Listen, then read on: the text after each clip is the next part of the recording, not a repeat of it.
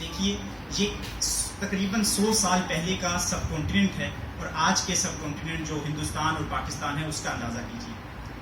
ہمارے ماحول کا اپنے غیر مذہبی نوجوانوں کے بارے میں بہت فراخ دلانہ رویہ تھا.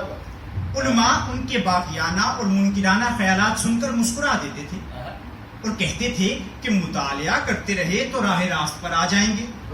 ان ملحد نوجوانوں کے بارے میں جو سب سے نامہربان بلکہ شدید فیصلہ صادر کیا جاتا وہ یہ تھا: پڑھ بہت لیا ہے اس لیے ہضم نہیں ہو رہا.